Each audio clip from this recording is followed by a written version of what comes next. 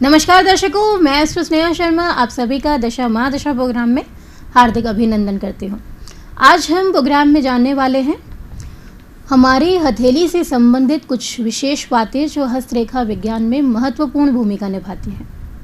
वो होती है हमारी हाथ की रेखाएं। हमारे हाथ की जो रेखाएं हैं वो हमारे बारे में बहुत कुछ बता देती हैं। इन रेखाओं को 4 भागों में बांटा गया है। पहली मेजर लाइंस, दूसरी माइनर लाइंस, तीसरी माइक्रो लाइंस और चौथी जो होते हैं वो होते हैं मोल लाइंस, और जैसे हम मोल्स भी कहते हैं। तो जानते हैं हम यहाँ पर मेजर लाइन के बारे में कि मेजर लाइन होती क्या है।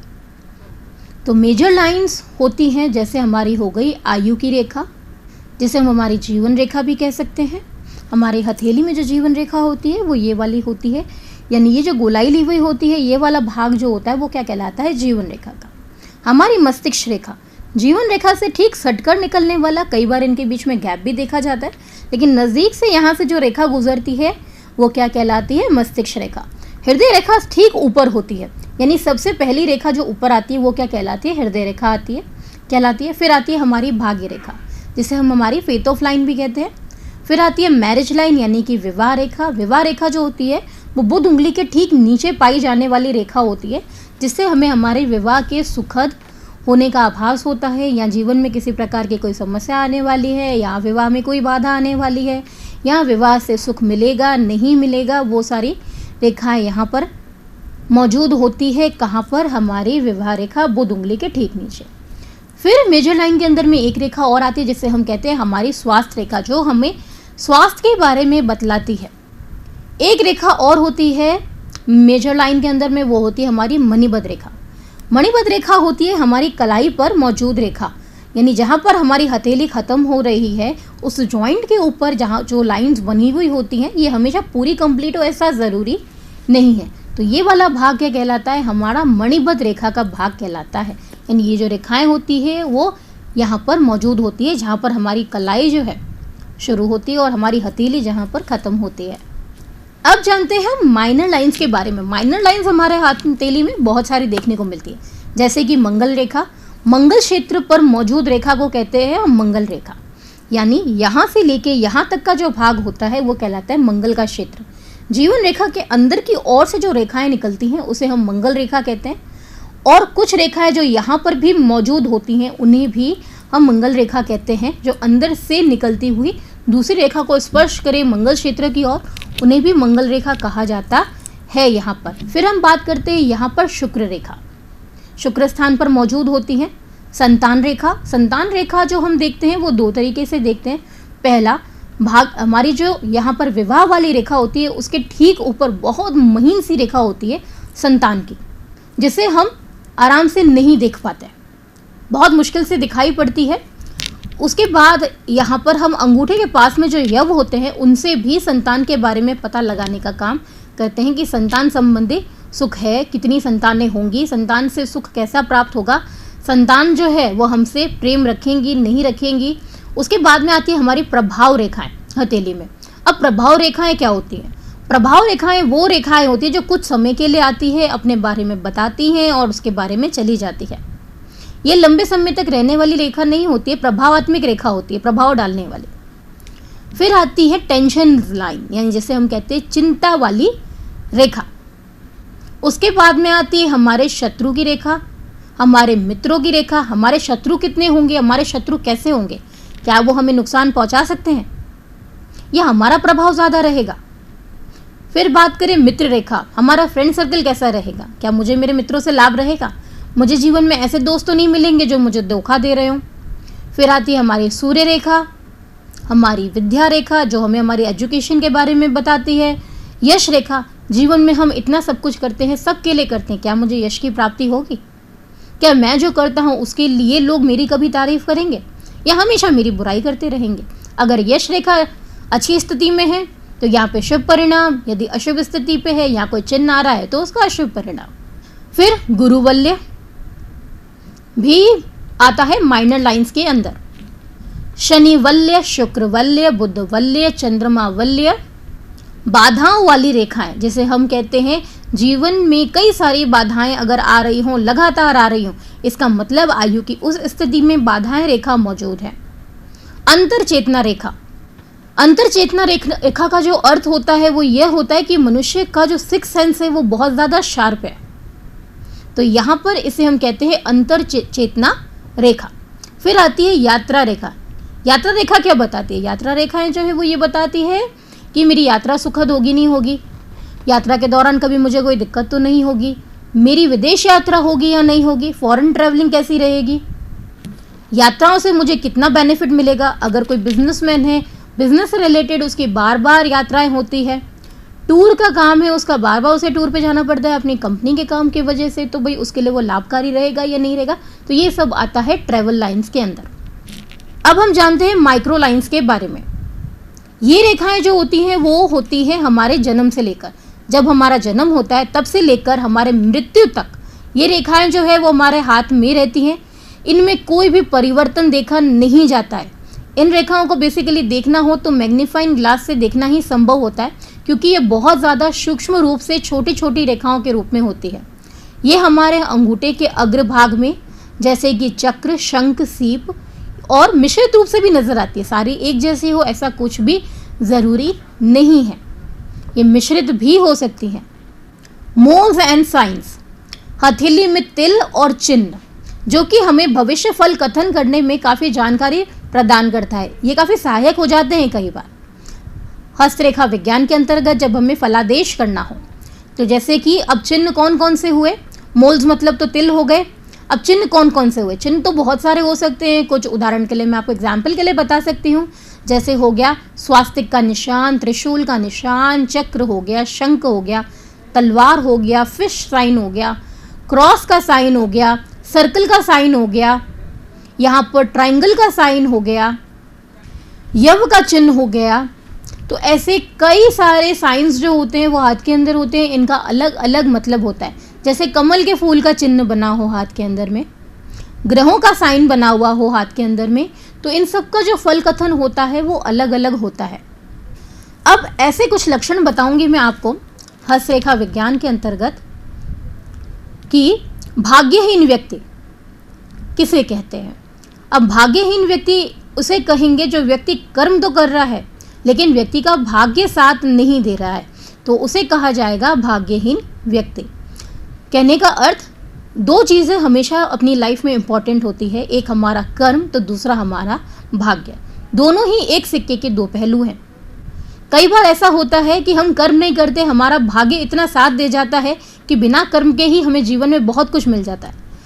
वैसे तो कर्म करना तो संभव है, कर्म तो हर व्यक्ति करता ही है। उदाहरण के लिए मान लीजिए किसी व्यक्ति ने कोई मेहनत ही नहीं की लेकिन फिर भी उसके पास जीवन में बहुत कुछ है। किस वजह से? क्योंकि उसके पीढ़ी दर पीढ़ी से चला आ रहा है, वही उसे विरासत में मिल गया। तो उसने तो कुछ नहीं किया, यहाँ पर तो उसका भाग्य ही काम आया। कर्म किसका था?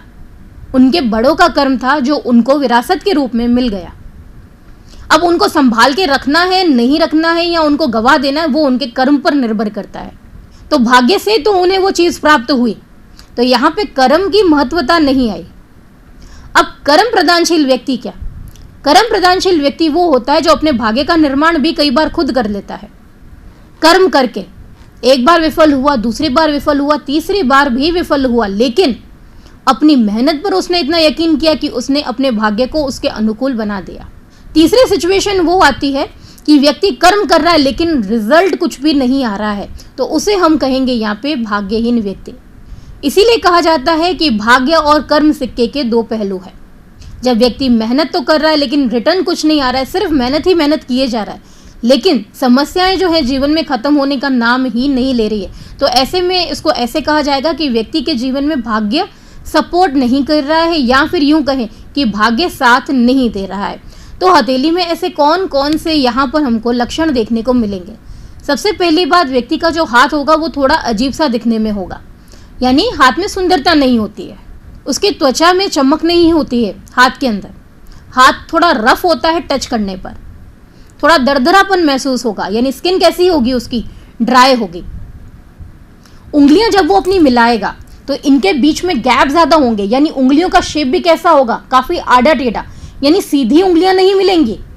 उंगलियों का शेप बड़ा अजीब सा होगा, कोई इस तरफ जा रही है, कोई इस तरफ जा रही है, यहाँ झुकाव ली हुई है, यानी सभी उंगलियों में कोई ना कोई समस्या आपको देखने को मिलेगी ही मिलेगी।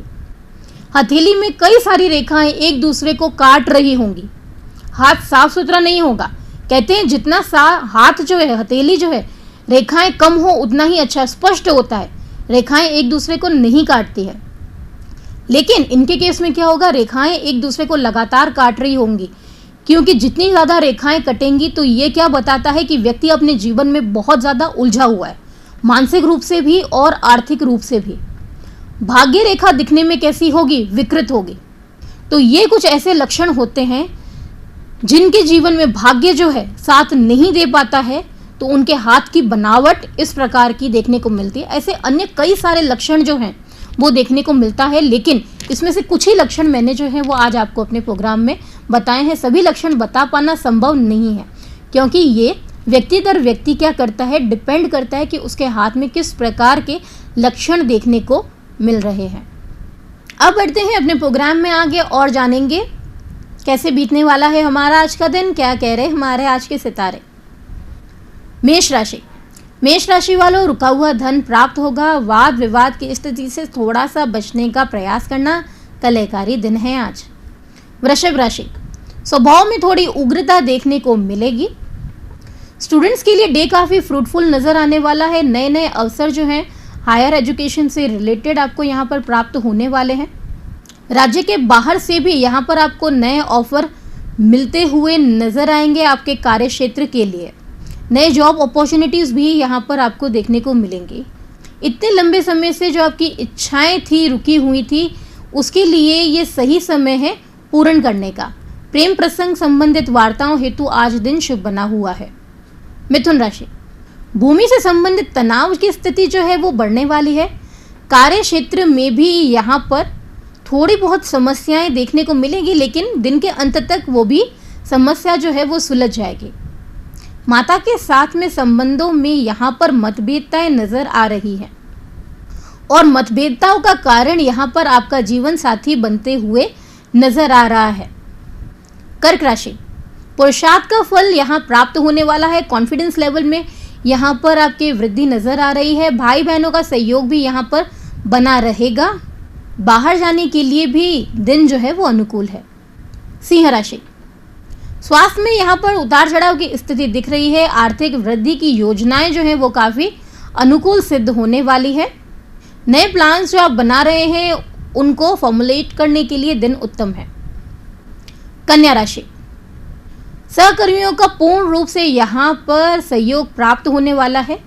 घरेलू समस्याओं से थोड़ी राहत मिलने का समय है। स्वास्थ्य उत्तम बना रहेगा। अन्य क्षेत्रों में दिन सामान्य फल प्रदान करेगा। कन्या राशि वालों। तुला राशि, पुराना किया गया इन्वेस्टमेंट आज काफी लाभकारी सिद्ध होने वाला है। कानूनन मामलों में नकारात्मकता परिणाम ही हाथ लगेगी। माता पिता के स्वास्थ्य का अधिक ध्यान रखें। हॉस्पिटल के चक्कर आज के दिन लग सकते हैं। वृश्चिक राशि, करियर के क्षेत्र में शुभ समाचार प्राप्त होगा। आय में वृद्धि होगी। साझेदारों के साथ बैठकर नई योजनाएं बनाएंगे। धनु राशि, जॉब करने वालों के लिए यहाँ पे परेशानी का कारण उनके ट्रांसफर के ऑर्डर बन सकते हैं। आर्थिक स्थिति में सुधार आएगा। सरकारी कार्यों से लाभ बनता हुआ नजर आ रहा है। नए रोजगार के अवसर प्राप्त होंगे। मकर राशि, पारिवारिक दृष्टि से समय शुभ समाचार देने वाला है। तीर्थ यात्रा पे जाने का प्रोग्राम जो बन रहा था वो यहाँ पर टालिएगा, क्योंकि समय अनुकूल नहीं है। इस माह की भी यदि हम बात करते हैं तो यात्रा के लिए समय शुभ नहीं है। धार्मिक यात्राओं के लिए उच्च अधिकारी आपके काम से यहाँ पर प्रसन्न बने रहेंगे। सहकर्मियों को आपके कार्य से यहाँ पर थोड़ी बहुत परेशानी हो सकती है। कुंभ राशि, पुराने रोग फिर से परेशान कर सकते हैं। सुस्ती व आलस्य का भाव आज दिन में बना रहेगा। मीन राशि, संतान का आज पूर्ण रूप से सहयोग प्राप्त होने वाला है। संतान से अच्छे समाचार भी प्राप्त होंगे। आज मान सम्मान में वृद्धि होगी। व्यापारियों के लिए दिन शुभ है। निवेश करने के लिए आज का दिन शुभ नहीं है। बाकी अन्य क्षेत्रों में दिन जो है वह शुभ परिणाम ही प्रदान करेगा आपको। ये तो हमने जाना 12 राशि वालों का हाल कि कैसा बीतने वाला है उनका आज का दिन। अब मैं आपसे विदा चाहूँगी। देखते रहिए हमारा प्रोग्राम दशा महादशा। नमस्कार।